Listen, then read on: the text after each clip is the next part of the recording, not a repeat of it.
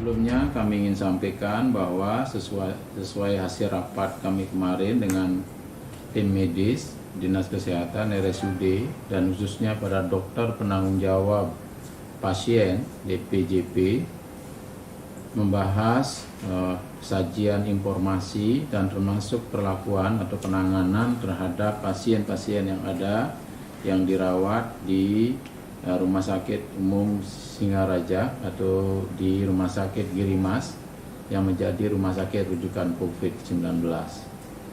Kami kemarin sudah bertemu untuk memutuskan bagaimana memberikan tata pelayanan termasuk mengambil kesimpulan terhadap pasien yang dinyatakan sembuh ataupun masih tetap dirawat. Dan ini tentu memang akan menimbulkan beberapa pemahaman baru di dalam status-status yang dimiliki oleh setiap pasien. Oleh karena itu kami mohon untuk dapat dipahami dan sama-sama membaca lebih detail lagi dari peraturan revisi kelima Kementerian Kesehatan, yaitu nomor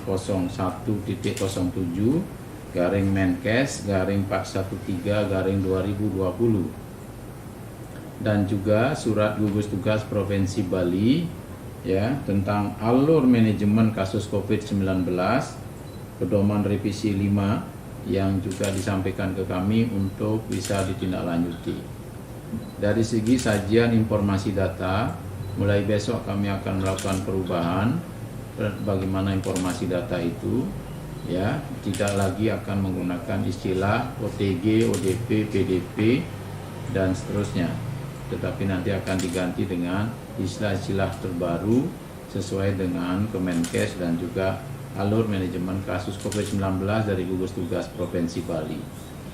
Dan untuk diketahui sebelum kami sampaikan data bahwa sekiranya ada yang dinyatakan sembuh dengan kondisi swab yang sama tetapi ada yang dinyatakan belum boleh pulang, itu semua sangat ditentukan oleh hasil diagnosis klinis dari dokter penanggung jawab pasien. Jadi kami akan menyajikan informasi-informasi sesuai data yang disampaikan oleh tim medis, khususnya dokter penanggung jawab pasien, karena itu sudah diatur di dalam peraturan Menteri Kesehatan revisi kelima. Dan ini ingin kami sampaikan, dan tentunya juga status-status pasien sebelum ditetapkan itu dikoordinasikan dengan gugus tugas Provinsi Bali untuk mendapat kepersetujuan tentang status yang bersangkutan.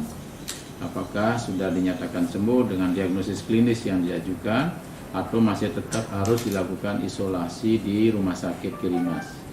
Saya ingin menyampaikan ini lebih awal di Senin ini untuk sama-sama kita memahami bahwa sekiranya ada status-status yang diberikan kepada pasien dengan hasil swab yang sama tetapi bisa berstatus berbeda sepanjang yang bersangkutan bergejala atau tidak bergejala atau gejalanya ringan, apa sedang, apa berat. Ini memang akan membedakan satu status pasien yang satu dengan yang lainnya. Jadi oleh karena itu mohon dapat dimengerti dan dipahami bersama-sama. Baik. Yang pertama, kasus terkonfirmasi kumulatif di Buleleng sebanyak 122 orang, berarti masih sama dengan kemarin. Hari ini tidak ada kasus baru. Kemudian yang sembuh sebanyak 115 orang. Ini yang sembuh ada 8 orang, yaitu PDP 119, PDP 124, PDP 127, PDP 141, PDP 142, PDP 146, PDP 147 dan PDP 148. Kemudian yang meninggal 1 orang, yang sedang dirawat di Buleleng saat ini ada 6 orang.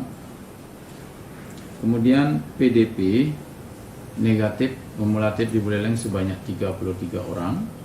PDP yang masih dirawat saat ini ada 4 orang, serta PDP yang menjadi terkonfirmasi sebanyak 13 orang. Lalu ODP, orang dalam pemantauan, kumulatifnya sebanyak 129 orang. ODP yang masih dipantau sebanyak 3 orang. ODP selesai masa pantau sebanyak 115 orang. ODP terkonfirmasi sebanyak 11 orang. Lalu OTG orang tanpa gejala kumulatifnya sebanyak 2.402 orang.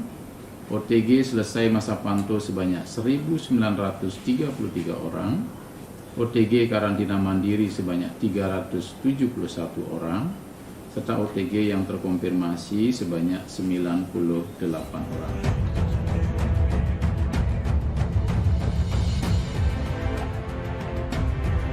Yang pertama PDP 119, ini adalah non-PMI yang dari Kecamatan Seririt, sudah diisolasi 21 hari tanpa gejala.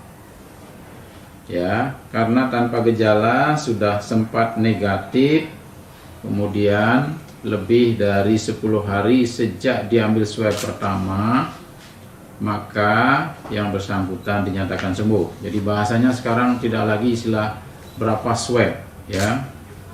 Kemudian yang kedua PDP 124 dari Kecamatan Buleleng, ya, non PMI juga.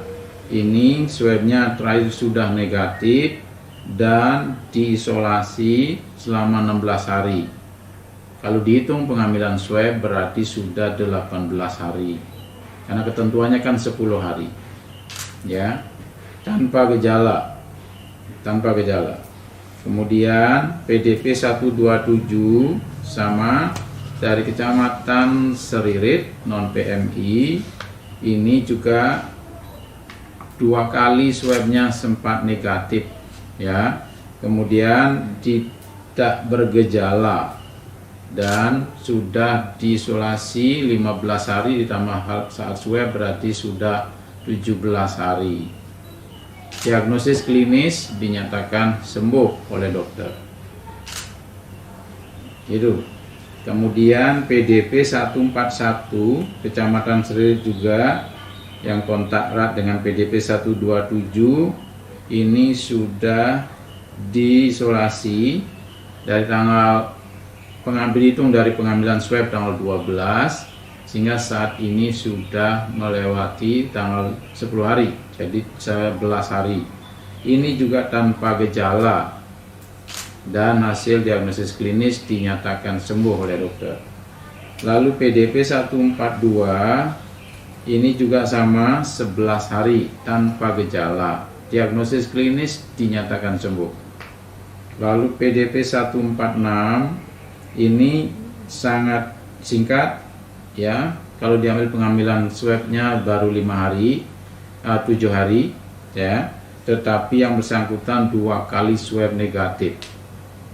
Jadi ini sama dengan PDP 147 juga sekitar 7 hari, 5 hari diisolasi, 2 hari isolasi mandiri saat diambil swab, itu juga tidak bergejala serta swabnya 2 kali negatif.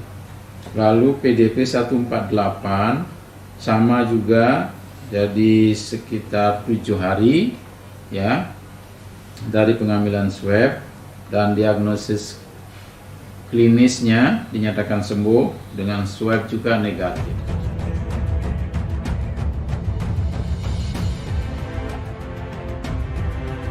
Nah, kemudian perkembangan PMI di Denpasar sampai saat ini masih ada. Hari ini ada 27 PMI yang dipulangkan oleh Dishub, ya. Masih terus ada, tapi jumlahnya sudah tidak lagi banyak seperti sebelumnya. Kisarannya di antara 20 sampai 30 orang. Tetapi ini harus tetap dilayani sampai nanti dari provinsi memutuskan bahwa ini harus segera diakhiri. Ya, kemungkinan Buleleng akan mengevaluasi sampai tanggal 3 Agustus. Ya, lagi seminggu lagi, habis itu kita akan evaluasi apakah PMI akan masih kita perlakukan karantina beberapa hari setelah diserahkan oleh gugus tugas provinsi.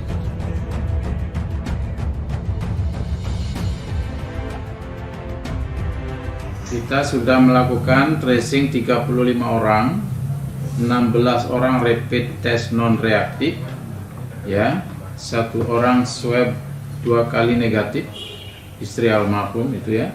Kemudian 18 orang nakes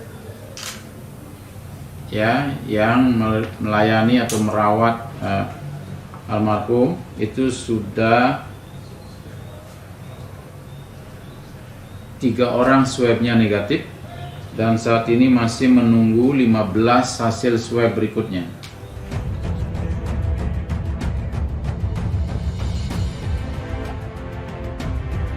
Mulai besok kami akan mulai sesuai surat dari alur manajemen kasus COVID-19 pedoman revisi 5 ya, yang diresume oleh provinsi berdasarkan atas Kemenkes 413/2020 itu ya.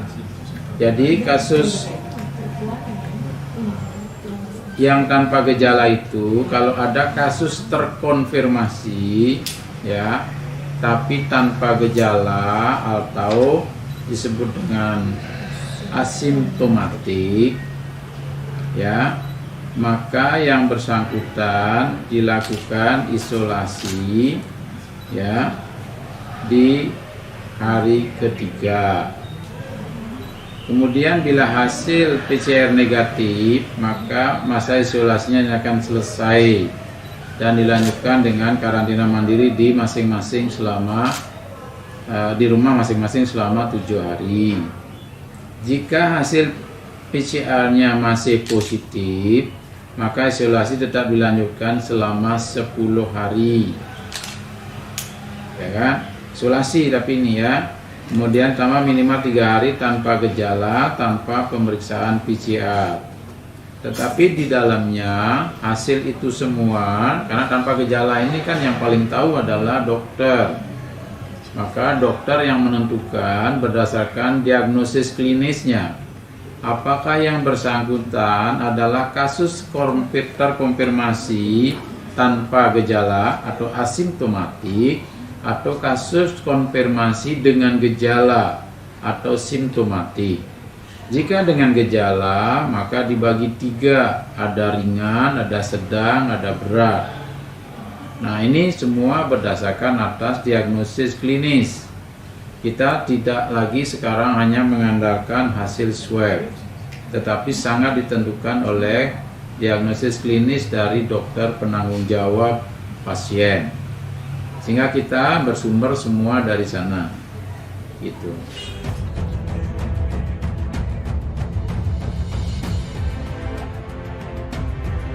Jadi sebelum dia menjadi kasus konfirmasi, dia itu menjadi kasus suspek namanya. Ya, ketika suspek dengan pemeriksaan PCR 2 kali negatif selama 2 kali berturut-turut dengan selang waktu lebih dari 24 jam dinyatakan sebagai diserted. Tetapi kalau dia ternyata positif, maka dia menjadi kasus konfirmasi.